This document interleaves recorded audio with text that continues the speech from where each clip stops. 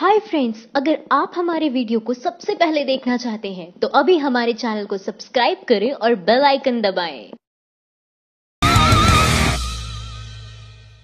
राजस्थान चुनाव, फिर कई सीटों पर ईवीएम हुई खराब।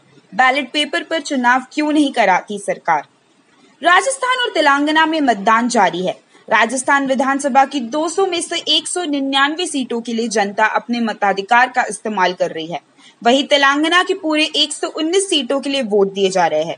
मतदान केंद्र पर लोगों की लंबी कतारें देखी जा रही है, लेकिन ईवीएम में खराबी मतदाताओं के उत्साह में खलल डाल रही है। राजस्थान के जयपुर स्थित बूथ पर ईवीएम में गड़बड़ी के कारण 20 मिनट तक मतदान बाधित रहा। ये खराबी उस वक्त देखने को मिली जब वोट डालने मुख्य सचिव डीबी गुप्ता पहुंचे थे। जयपुर के अलावा बीकानेर में भी ईवीएम खराबी की शिकायत मिल रही है। केंद्रीय राज्य मंत्री अर्जुन राम मेघवाल ईवीएम में खराबी की वजह से अभी तक वोट नहीं डाल पाए हैं। सीबीआई विवाद, सुप्रीम कोर्ट ने मोदी सरकार को लगाई फटकार, कहा डायरेक्टर को हटाने की जल्दी क्या थी। आज देश की सबसे बड़ी जांच एजेंसी सीबीआई में चल रहे विवाद की सुप्रीम कोर्ट में सुनवाई हुई। ये सुनवाई सीबीआई निदेशक आलोक वर्मा को केंद्र द्वारा जबरन छुट्टी पर भेजे जाने के फैसले के खिलाफ याचिका पर की जा रही है। सुनवाई के दौरान जस्टिस रंजन गोगोई ने पूछा कि सीबीआई निदेशक को उसके पद से मुक्त करने से पहले सिलेक्शन कमेटी की सलाह लेने में क्या मुश्किल थी। इसी सवाल को आगे बढ़ाते हुए जस्टिस के.एम. जोसेफ ने कहा कि नियम के अनुसार सीबीआई डायरेक्टर को 2 साल तक के लिए पद पर बने रहना चाहिए। इसके जवाब में सुप्रीम कोर्ट में सरकार की तरफ से अटॉर्नी जनरल के वेणुगोपाल ने कहा कि हम उच्च स्तरीय कमेटी के सामने इसलिए नहीं गए क्योंकि ये ट्रांसफर से जुड़ा मामला नहीं था। यदि हम कमेटी के समक्ष जाते तो वो कहती कि ये मामला हमारे सामने रखा जा रहा है। सीबीआई निदेशक आलोक वर्मा की तरफ से वरिष्ठ अधिवक्ता फली नरिमन ने कहा है कि हर परिस्थिति में उन्हें समिति की सलाह लेनी चाहिए। ट्रांसफर का मतलब सिर्फ एक स्थान के दूसरे स्थान पर स्थानांतरण नहीं होता। केंद्र सरकार के एक आदेश ने आलोक वर्मा के अधिकारों को वापस ले लिया गया। गंगा सफाई के लिए 160 दिन से अनशन कर रहे संत गोपाल दास हुए लापता। आखिरी चिट्ठी में लिखा, मोदी सरकार से खतरा है। गंगा नदी की सफाई के लिए पर्यावरणविद जीडी अग्रवाल की मांगों को आगे बढ़ाते हुए पिछले 160 दिनों से संत गोपाल दास खाना पीना त्याग कर अनशन पर बैठे थे, लेकिन पिछले 3 दिनों से वह दिल्ली स्थित एम्स से संदिग्ध परिस्थितियों में गायब हो चुके हैं। उनके एम्स से गायब होने की सूचना खुद दिल्ली के मुख्यमंत्री ने अपने ट्विटर अकाउंट से दी है। उन्होंने ट्वीट करते हुए लिखा कि संत गोपाल दास गौरक्षा और गंगा सफाई के लिए अनशन पर थे। उनको मोदी सरकार ने एम्स से गायब कर दिया है। उनके पिता को भी केंद्र सरकार नहीं बता रही कि उनको कहाँ ले गए। संत गोपाल दास असली गौरक्षक है। उनके साथ मोदी सरकार का ऐसा बर्ताव, उन्हें तुरंत उनके पिता के सुपुर्द किया जाए। भीड़ हत्या के बचाव में मेरठ आईजी बोले, इंस्पेक्टर के हत्यारों को नहीं, गोकशी करने वालों को पकड़ना हमारी प्राथमिकता। बुलंदशहर हिंसा के बाद मुख्यमंत्री योगी आदित्यनाथ ने मंगलवार को लखनऊ में आलाधिकारियों के साथ हुई हाई लेवल मीटिंग में अधिकारियों को निर्देश देते हुए कहा कि गोकशी से प्रत्यक्ष और अप्रत्यक्ष संबंध रखने वाले सभी लोगों को जल्द से जल्द गिरफ्तार करें। इस दौरान उन्होंने हिंसा भड़काने और इंस्पेक्टर सुबोध कुमार की हत्या करने वालों के खिलाफ कार्रवाई के कोई निर्देश नहीं दिए। सीएम योगी के इन निर्देशों को अब यूपी पुलिस पूरी तरह से पालन करती नजर आ रही है। यूपी के इंस्पेक्टर जनरल यानी आईजी राम कुमार ने एनडीटीवी से बात करते हुए कहा कि उनकी प्राथमिकता हिंसक वारदातों में शामिल लोगों को पकड़ने से ज्यादा गोहत्या करने वालों को बेनकाब करना है। 20 से 44 बिलियन पहुंची अंबानी की कमाई। क्या इसी किसान की आय दोगुनी कर रहे थे मोदी जी। प्रधानमंत्री मोदी ने भले ही अच्छे दिन का वादा भारत को आम जनता से किया हो, लेकिन असल में अच्छे दिन उद्योगपति मुकेश अंबानी के आ गए हैं। ब्लूमबर्ग बिलियनियर इंडेक्स के मुताबिक आज की तारीख में मुकेश अंबानी की कुल दौलत 4,480 करोड़ डॉलर यानी करीब 3.18 लाख करोड़ रुपए है। ब्लूमबर्ग बिलियनियर इंडेक्स के अनुसार मुकेश अंबानी की दौलत 2014 के बाद दुगना से भी अधिक बढ़ी है। इस इंडेक्स के मुताबिक 2014 की जनवरी तक मुकेश अंबानी की संपत्ति 19.9 बिलियन थी, जो आज 6 दिसंबर 2018 को बढ़कर 44.8 बिलियन पहुंच चुकी है। मुकेश अंबानी की दौलत में साल 2016 के बाद करीब 25 बिलियन का उछाल आया है और कुल 44.8 बिलियन की दौलत के साथ मुकेश अंबानी अब दुनिया के 14वें सबसे अमीर व्यक्ति बन चुके हैं। बुलंदशहर हिंसा में मरने और मारने वाले दोनों हिंदू थे। अब बताओ हिंदुओं को किससे खतरा है, कहते हैं हार्दिक पटेल। उत्तर प्रदेश के बुलंदशहर में हुई हिंसा पर योगी सरकार की जमकर आलोचना हो रही है। इस मामले पर पहले UP police DGP OP Singh का कहना है कि बुलंदशहर हिंसा एक बड़ा षड्यंत्र था। वहां जो हुआ वो सिर्फ लॉ एंड ऑर्डर का मुद्दा नहीं था, बल्कि साजिश थी। उन्होंने सवाल उठाए कि वहां पर गाय कैसी पहुंची, उन्हें कौन और क्यों लाया था, किन परिस्थितियों में वे पाई गई। कई सारे सवाल इस घटना को लेकर उठ रहे हैं। पाटीदार नेता हार्दिक पटेल ने इन सवालों पर योगी सरकार को घेरा और लिखा, उत्तर प्रदेश के मुख्यमंत्री हिंदू, शहीद होने वाले जाबाज पुलिस इंस्पेक्टर हिंदू और गुस्से के साथ कहना पड़ेगा कि हत्या करने वाला भी हिंदू। अब बताओ हिंदू को खतरा कौनों से है? धर्म से हिंदू को खतरा नहीं है। कट्टर हिंदू संगठन अपनी राजनीति के लिए हिंदू की हत्या कर रहे हैं। राम राम। चुनाव प्रचार के लिए दूसरे राज्य जाने वाले सीएम योगी शहीद के परिवार से मिलने उनके घर क्यों नहीं जाते? बुलंदशहर हिंसा में हत्यारी भीड़ का शिकार हुए इंस्पेक्टर सुबोध कुमार सिंह के परिजनों ने आज लखनऊ के 5 कालिदास मार्ग स्थित मुख्यमंत्री आवास पर सीएम योगी आदित्यनाथ से मुलाकात की। सीएम योगी ने कल सुबोध कुमार के परिवार को मिलने के लिए लखनऊ बुलाया था।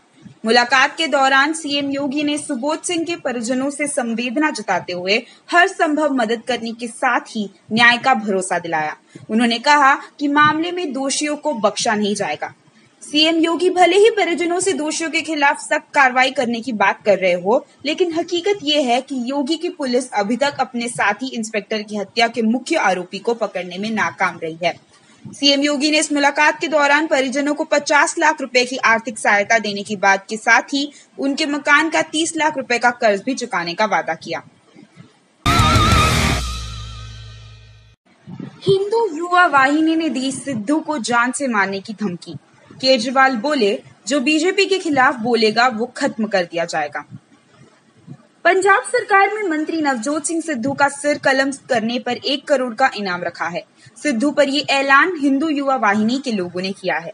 चुनावी जनसभा के दौरान सिद्धू की सीएम योगी की तीखी आलोचना करने पर दक्षिणपंथी संगठन के लोगों ने उनके आगरा आने पर बोटी बोटी काट देने की धमकी भी दी है। दरअसल सोमवार को नवजोत सिंह सिद्धू ने राजस्थान की चुनावी रैली में पीएम नरेंद्र मोदी और सीएम योगी आदित्यनाथ पर टिप्पणी की थी, जिसके बाद हिंदू युवा वाहिनी ने राजा मंडी चौराहे पर सिद्धू के खिलाफ जमकर नारेबाजी की। जब सीएम योगी हैदराबाद जाकर अली बजरंगबली खेलेंगे तो प्रदेश में उनके गुंडे दंगा दंगा ही खेलेंगे ना। बुलंदशहर में हुई हिंसा के बाद से सूबे की योगी सरकार विपक्षियों के निशाने पर है। विपक्षी नेता सीधे तौर पर इस घटना के लिए मुख्यमंत्री योगी आदित्यनाथ को जिम्मेदार ठहरा रहे हैं। विपक्षियों का मानना है कि ये घटना दंगाइयों को सरकारी संरक्षण देने का नतीजा है। अब स्वराज इंडिया के उपाध्यक्ष अनुपम ने इस घटना पर टिप्पणी करते हुए सीएम योगी पर निशाना साधा है। उन्होंने इस हिंसा में हुई इंस्पेक्टर सुबोध कुमार की हत्या के लिए बीजेपी और सीएम योगी को जिम्मेदार ठहराते हुए लोगों से धर्म के नाम पर नफरत फैलाने वाले नेताओं का बहिष्कार करने की अपील की। अमृतसर रेल हादसा, बीजेपी के आरोप गलत साबित हुए। सिद्धू और उनकी पत्नी को जांच में मिली क्लीन चिट। अमृतसर रेल हादसे में पंजाब सरकार के मंत्री नवजोत सिंह सिद्धू और उनकी पत्नी नवजोत कौर सिद्धू को मजिस्ट्रेट जांच में क्लीन चिट मिल गई है। इस हादसे के लिए बीजेपी ने सिद्धू और उनकी पत्नी को जिम्मेदार ठहराया था। जानकारी के मुताबिक जालंधर के डिविजनल कमिश्नर बी पुरुषार्थ ने रेल हादसे की 300 पन्नों की जांच रिपोर्ट 21 नवंबर को पंजाब सरकार को सौंपी थी। इसमें सिद्धू और उनकी पत्नी को क्लीन चिट दी गई है। अब इस रिपोर्ट पर आगे क्या एक्शन लिया जाएगा, ये खुद मुख्यमंत्री कैप्टन अमरिंदर सिंह तय करेंगे। यूपी में जंगल राज कायम, अब प्रतापगढ़ में बैंक कर्मियों को बंधक बनाकर की गई लाखों की लूट। मुख्यमंत्री योगी आदित्यनाथ के शासनकाल में उत्तर प्रदेश की कानून व्यवस्था पूरी तरह से ध्वस्त हो गई है। सूबे में कहीं पुलिस को भीड़ हिंसा का शिकार होना पड़ रहा है तो आए दिन प्रदेश से रेप, हत्या और लूट की वारदातें सुर्खियां बटोर रही है। ताजा मामला प्रतापगढ़ से सामने आया है, जहां दिन दहाड़े बेखौफ बदमाशों ने बैंक कर्मियों को 15 मिनट तक बंधक बनाकर 8,10,000 की लूट को अंजाम दिया और हथियारों को लहराते हुए मौका वारदात से फरार हो गए। बुलंदशहर हिंसा, आईजी ने इंस्पेक्टर पर नहीं गाय पर जताई चिंता। सिब्बल बोले, अब इंसानी जिंदगी से ज्यादा कीमती गाय है। बुलंदशहर हिंसा को लेकर पुलिसिया कार्रवाई पर उठ रहे सवालों के बीच यूपी के इंस्पेक्टर जनरल यानी आईजी राम कुमार ने कहा कि उनकी प्राथमिकता हिंसक वारदातों में शामिल लोगों को पकड़ने से ज्यादा गोहत्या करने वालों को बेनकाब करना है। एनडीटीवी से बातचीत के दौरान आईजी ने कहा, हम सिर्फ सबूतों के आधार पर ही कार्रवाई कर सकते हैं, हमें फॉरेंसिक जांच करनी है। अभी ये साफ नहीं हो पाया है कि इंस्पेक्टर सुबोध या सुमित यानी कि हिंसा में मारा गया दूसरा शख्स को गोली किसने मारी। इसके बाद आईजी ने कहा, लेकिन गोहत्या के पीछे कौन है, इस षड्यंत्र के पीछे कौन है, ये बड़ा सवाल है, ना कि बिना फॉरेंसिक सबूत के वीडियो में शामिल लोगों को पकड़ना। राजस्थान के अहोर में खराब हुई ईवीएम तो गुस्से में आए मतदाता, पोलिंग बूथ पर किया प्रदर्शन। राजस्थान विधानसभा की 200 में से 199 सीटों पर मतदान जारी है। अलवर जिले की रामगढ़ विधानसभा सीट पर बसपा प्रत्याशी लक्ष्मण सिंह का निधन होने की वजह से वह चुनाव टाल दिया गया है। दोपहर 1 बजे तक 41.53% वोटिंग हो चुकी थी। पिछले तमाम चुनावों की तरह इस चुनाव में भी ईवीएम में खराबी शिकायत आ रही है। ईवीएम में खराबी की वजह से कई बूथों पर घंटों मतदान रुका रहा। ईवीएम को लेकर ताजा विवाद जालोर जिला के आरोह विधानसभा सीट पर देखने को मिला है। आहोर विधानसभा की 2 पोलिंग बूथ पर ईवीएम में खराबी के कारण बहुत देर तक मतदान बाधित रहा। इस असुविधा ने नाराज मतदाताओं ने प्रदर्शन शुरू कर दिया है।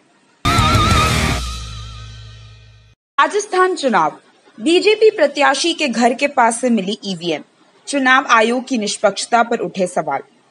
राजस्थान में 200 विधानसभा सीटों में से 199 सीटों के लिए मतदान जारी है। लोग मताधिकार का इस्तेमाल करने मतदान केंद्र पहुंचे हैं। मतदान केंद्र पर लोगों की लंबी कतारें देखी जा रही है। इस बीच इलेक्ट्रॉनिक वोटिंग मशीन यानी ईवीएम में खराबी और उससे छेड़छाड़ की खबरें आ रही है। खबरों के मुताबिक आदर्श नगर में चुनाव ड्यूटी में तैनात महिला अफसर के यहाँ से ईवीएम मिली है। महिला अफसर पाली विधानसभा से ईवीएम अपने घर ले आई थी। दिलचस्प बात तो ये है कि महिला अफसर बीजेपी उम्मीदवार ज्ञानचंद पारिक की पड़ोसी है, जिसके चलते ये आरोप लगाए जा रहे हैं कि छेड़छाड़ के इरादा से ईवीएम वहां लाई गई थी। छत्तीसगढ़, ईवीएम से छेड़छाड़ करने पहुंचे रिलायंस के 2 कर्मचारियों को पुलिस ने किया गिरफ्तार। ईवीएम की सुरक्षा को लेकर उठ रहे सवालों के बीच छत्तीसगढ़ के जगदलपुर में गुरुवार को स्ट्रांग रूम में प्रवेश करते हुए रिलायंस जियो के 2 कर्मचारियों को पकड़ा गया है। खबरों के मुताबिक जगदलपुर के महिला पॉलिटेक्निक स्थित स्ट्रांग रूम में दोनों लैपटॉप और अन्य सामग्री लेकर पहुंचे थे। कांग्रेस कार्यकर्ताओं ने दोनों को पकड़ा, जिसके बाद दोनों को पुलिस के हवाले कर दिया गया। पुलिस मामले की जांच कर रही है। माइंड द न्यूज रूम की रिपोर्ट। Thank you for watching our video. अगर आपको हमारी वीडियो पसंद आई हो तो इसे लाइक जरूर करें और हमारे चैनल को सब्सक्राइब करना ना भूलें।